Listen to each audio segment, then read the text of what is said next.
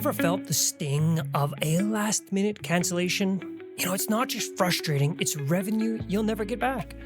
But what if the solution isn't just your policies, but your mindset? Welcome to the Conscious Practitioner, the podcast helping massage therapists align with purpose, create deeper client transformation, and evolve your practice even if you feel stuck. I'm your host, Dr. Jess, and each week we address your biggest practice challenges, from burnout to boundaries and everything in between.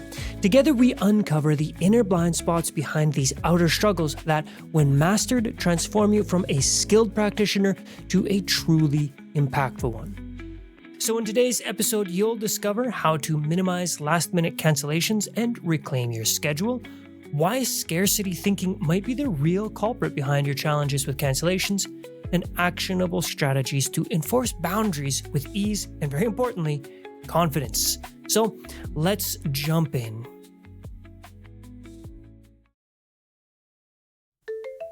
All right, let's start with the obvious. Cancellations, they suck. You've been there, I've been there, we've all been there. Your client texts apologizing for missing their session, or maybe they text a few hours before the session with a really good reason why they won't be able to make it, or worse, they just don't even show up, they ghost you. You're left staring at that blank and empty appointment slot now, right? And you're thinking about the revenue you just lost and, of course, the chaos that it can genuinely create in the rest of your day. But the thing is, in my opinion, it's really not just about the money. It's the energy, it's the time you've invested into getting ready for the client, mentally preparing, maybe even physically. Maybe it's your only client of the day and you've had to leave the house and set up the treatment room, whatever it is. It's not just money, but it's time and energy. Now this, of course, isn't a one-time problem. It oftentimes is a pattern. And it's not just about one missed session. It's about how these disruptions, they can pile up, leaving you feeling pretty consistently scrambling and disappointed. Revenue begins to feel a little bit unstable, and there's a growing resentment towards the very clients that you are working so hard to serve. And that resentment, that's one of the key issues we're going to dig into. Now, I remember a day not too terribly long ago when a no-show seemed to happen at the worst possible time, because, of course, that is when they always happen. There must be some kind of spiritual law that says cancellations come just exactly when you least need them. So I'd shifted a few things around in my schedule to accommodate my client, which is a whole other issue we'll talk about on another episode. The idea of having to move things around to accommodate clients, it's a big issue. And again, we will talk about it. Now, I had a totally slammed day, and I'd even booked a dog sitter for old Benny boy, right? Both Brianne and I, we were just to the gills that day busy. Now, when this client, they no-showed, I wasn't just mad. I was full-on pissed off. And to make it worse, the reason they no-showed was actually a really good reason, which then made me feel even worse about being so mad at them. And I remember stomping around, and of course I work from home, right? So I'm stomping around and I'm angry and I'm grumping and I'm thinking, these are the literal thoughts that went through my mind. What a waste of life. Like I was not in a good space. Now, wasn't a pretty picture, no question. I'm not at all proud about how I reacted, but sometimes these things, they just hit hard. And this is the honest truth of what was going through my head at the time. And even though I had a pretty solid and do have a pretty solid cancellation policy, the fact is I really never used to enforce it. So here's the question. How often do cancellations make you question your ability to run a smooth and sustainable practice? Let's dig a little bit deeper.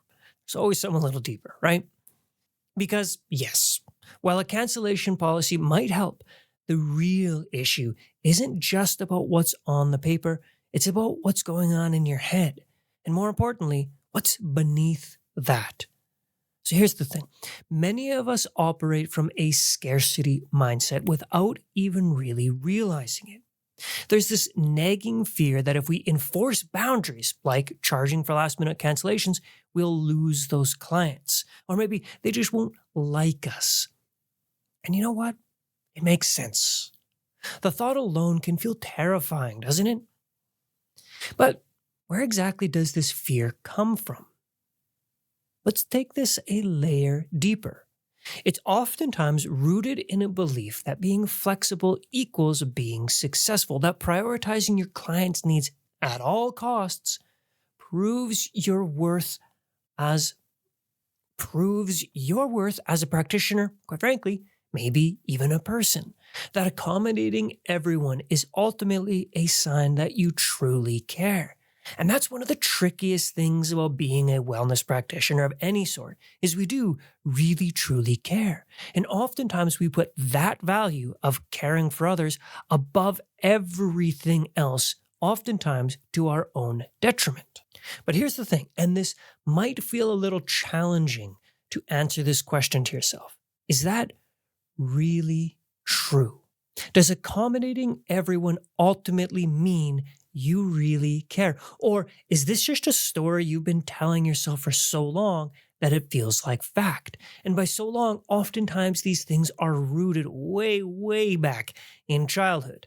Now, I'm not about to sit down and say, let's talk about your childhood, but quite frankly, a lot of the times this is where this kind of stuff starts.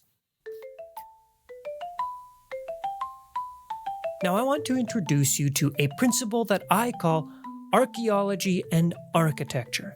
Archaeology, this is the process of digging into the layers of our past to uncover the roots of the patterns that really no longer serve you. Architecture, on the other hand, this is a system and a set of skills that we can develop in the present in order to build a better, brighter future. Now, my belief is to become truly successful as a wellness practitioner, quite frankly, as a person, we need to be simultaneously walking the path of architecture and archaeology. So when we look at these patterns that no longer serve you, these beliefs, this need to prove your worth by giving, likely didn't start with your practice. As I said, it probably started long before that. Now, for me, this pattern, well, it dates back to my childhood. Who would have guessed it? I remember always thinking I had to be the good kid. You know what? No, I didn't think that. It wasn't like I was sitting there thinking, oh, little Jess, you got to be the good kid. No. This is just the pattern that I see retrospectively, that I behaved in this way as the quote unquote good kid, the one who tried to keep the peace, make everybody happy, to avoid rocking the boat at all costs. Being accommodating for me meant getting positive attention. People would tell me how thoughtful I was, how easygoing I was, how easy I was to be around. Now, if I stood firm or set boundaries, honestly, I felt guilty. Quite frankly, I oftentimes still do feel guilty. Like I was doing something wrong, that I was somehow going to be a lot less likable because, again, I got the majority of my positive attention from being the good boy. And over time, that behavior, well, quite frankly, it became hardwired. I learned to equate giving more with being more valuable. I created this internal sense of value on the positive attention I'd get from others for being, for example, accommodating. Now, fast forward to adulthood, and the same pattern, it showed up in my practice. I'd bend over backwards to accommodate clients, like the time a client asked me for an early morning session. Now, I love my mornings. Mornings are very sacred for me. They're my time to do meditation. They're my time to do grounding. And they're my biological prime time where my brain is firing on all cylinders. So oftentimes, it's my creative time as well. But I said yes. I told myself it's because I cared. But the reality is, deep down, it's because I feared that they'd leave. If I said no, they wouldn't book again.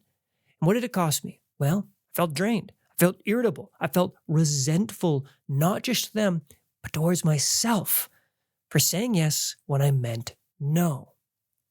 And while this is my story, I know that many of us have this scarcity mindset that's rooted in our past. It's something that shapes us all very differently. But the common thread here is that we learn to equate our value with how much we could give. The scarcity mindset, it might be deeply embedded, for sure. But recognizing it, we start to shift away from it. And we could do that together.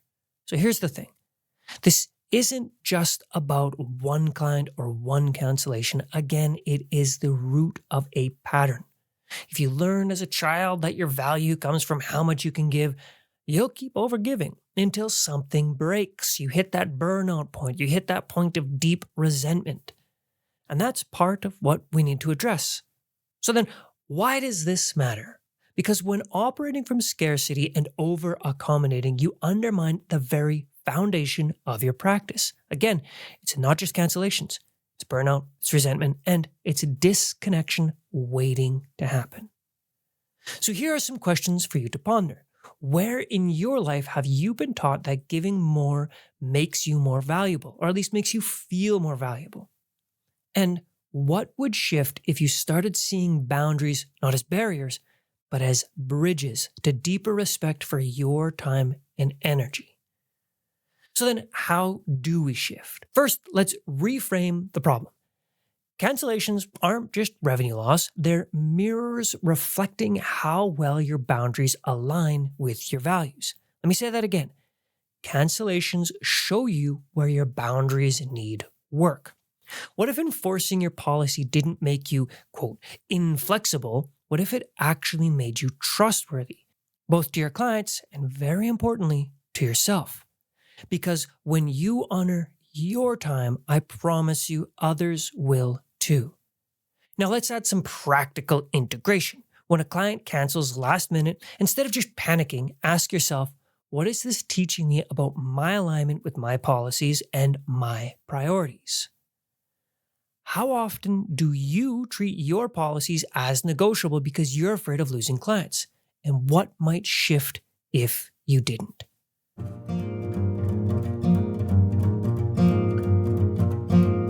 Let's get tactical now. If you're ready to tackle cancellations head on, then here's a few super simple steps you can take. Number 1, update your policy. Clearly outline your cancellation terms. For example, cancellations within 24 hours will incur a 50% session fee. Second, communicate proactively. During the onboarding process, the intake process, make it part of your client agreement. Explain this clearly to your clients, not just get them to check a little box on the paper, but explain to them clearly that you have a cancellation policy in place that ensures fairness for everybody, including you. And then 3, automate reminders. Use text or emails reminders to reduce no-shows. I would strongly encourage you to make sure that you've got an EMR system or a SOAP system that can automate these text and email reminders. And this, of course, is a super simple way to set clients up for success. And then there's the elephant in the room, pushback. This is where many practitioners, they start to waver. It's one thing to have a policy, but of course, it is another to enforce it, especially faced with a client who has a really, quote, good reason, right? We've all got those clients. So what happens when clients push back? Maybe they have a legitimate emergency, or maybe they simply forgot. Here's the key. It's not about confrontation, it's about clarity, and it's about consistency. So how do we respond to pushback? Here's a simple script. Here's something that you might want to start with. You might say something like, I don't know. All right, I hear you. It sounds like this situation's been super challenging for you. And you know what? I really empathize with how difficult your situation is. This is where you'd be specific to whatever their situation is, right? But at the same time, you'd say, I do have a commitment to honoring the policies I've set to support my practice and my other clients. Because this cancellation, it falls within the penalty window. The fee will still apply. I really hope we can work together to find another time that fits your schedule, and I'm here to make that happen. Notice the balance here, right? You're expressing empathy when standing firm with your policy. Language matters. It shows care without opening the door for negotiation. And note, there wasn't an apology here. There was understanding and there was empathy. And if you are curious, this method of communication, it's called nonviolent communication, and it is a technique that is well worth learning. But what about those clients who give a really compelling reason, right? The ones who have an emergency. True emergencies exist. Car accidents, illnesses, things that happen with the kids. But quite frankly, they tend to be quite rare. In these cases, you might choose to waive the fee. That's totally okay. But ensure it is clearly defined in your policy so clients don't expect this to be as a default. You might also waive the fee for your clients who have a really good track record, right? You got your loyal clients who consistently show up, they've been with you for years. Offering occasional flexibility can strengthen your relationship. However, it again needs to be done thoughtfully. The idea here is to maintain your boundaries while still, of course, being reasonable. And that is a balance, that is a line that will take time to play with. So while it's essential to enforce your policy, remember that flexibility doesn't mean being a pushover. It means being intentional. Offering occasional exceptions for emergencies or loyal clients is great. It can build trust. But make sure they're clearly defined and tracked. For everyone else, automation and clear communication take the stress out of the enforcement. By handling pushback with confidence, clarity, and care, you not only protect your schedule and revenue, you also demonstrate the professionalism that really does build long-term respect. But let's not forget where this begins. With the inner work of challenging that scarcity mindset, the belief that enforcing boundaries might scare clients away or make you seem less caring, it is rooted in deeper patterns, usually of over-accommodation. So while tools like an EMR system and proactive communication make enforcement easier, the real transformation comes when you address the story beneath it all. The one that ties your worth to how much you give. When you commit to doing this inner work alongside the practical changes, you're not just reducing cancellations, you're rewriting the way you show up for yourself and your practice. All right, so thank you for spending time with me today. And before we go, I'm going to highlight 3 key insights from this conversation. Remember, cancellations, they're not just about policies, they're about mindset. Recognizing and addressing the scarcity thinking that fuels over-accommodation is the first step in creating a stability in your practice. Boundaries can be bridges, not just barriers. Enforcing a cancellation policy with clarity and empathy reinforces respect for your time while strengthening trust with your clients. And lastly, practical tools like EMR systems, proactive communication, and thoughtful flexibility can transform how you approach cancellations, allowing you to protect your revenue and peace of mind. Here's a quick question for you to ponder. Where in your practice, or even your life, could stronger boundaries create more freedom for you? Now, if these insights resonated with you, be sure to follow or subscribe to the Conscious Practitioner wherever you get your podcasts. You'll get weekly guidance on bridging the gap between traditional bodywork and transformational healing. As always, thank you so much for listening to the Conscious Practitioner. Until next time, be well, my friend.